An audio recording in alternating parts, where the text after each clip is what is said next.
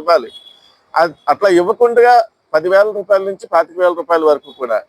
మరీ బాధాకరమైన విషయం ఏంటంటే ఈ ప్రైవేట్ కాలేజ్ యాజమాన్యాలు 5.5 లక్షలు స్పాట్లో కడితేనే మీకు ప్రవేశం ఇస్తాము, లేకపోతే లేదు, సీట్ వదులుకోవాలని అంటే దాదాపుగా 18 నుంచి 22 మంది విద్యార్థులు ఈ సంవత్సరం ఎంబీబీఎస్ సీట్ ప్రైవేట్ కాలేజీలో కన్వీనర్ కోటాలో వచ్చినా కూడా విరమించుకున్నట్టు మా దగ్గర సమాచారం ఉందండి. ఒక నీట్ పేరెంట్స్ అసోసియేషన్గా మా ప్రధానమైనటువంటి మరి ఈ న్యాయబద్ధమైనటువంటి ఈ మనవుల్ని ప్రభుత్వం వారు సానుకూల దృష్టితో మరి స్పందించి వీటిని నెరవేరుస్తారని మేము ఆశిస్తా ఉన్నామండి. మరి ఇంత మాత్రం కాదు కానీ మరి పిల్లల పట్ల మరి ప్రైవేట్ కాలేజీల యాజమాన్యాలు 5.5 లక్షల రూపాయల ఫీజు తీసుకొని కూడా ₹1 రసీదు ఇవ్వలేనటువంటి కాలేజీలు కొన్ని ఉన్నాయండి. మరి వాటి మీద కూడా ఫీ రెగ్యులేటర్ అథారిటీ కమిషన్ వచ్చి తీసుకోవాల్సిందే.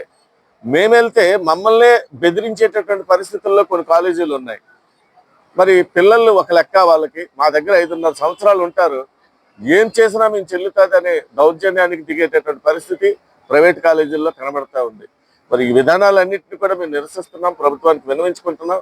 ప్రభుత్వం తక్షణమే స్పందించి తగిన చర్యలు తీసుకొని మరి ప్రజలకు ఏదైతే అనుకూలంగా ఉంటుందో ఆ విధానాల్ని కాస్త సర్దుబాటు చేయగలరని, మరి మొన్నటి దినాన గవర్నమెంట్లో స్టేట్ కోటా నుంచి ఆల్ ఇండియా కోటాకు వెళ్ళే విద్యార్థులకి మరి ప్రభుత్వం వారు 10,600 రూపాయలు ఫీ రీఎంబర్స్మెంట్ అనేది ప్రకటించారు. అది చాలా సంతోషకరం అండి. అట్లాగే మిగిలినటువంటి కార్యాచరణ కూడా ప్రకటించి మాకు న్యాయం చేస్తారని మేము ఆశిస్తా ఉన్నామండి.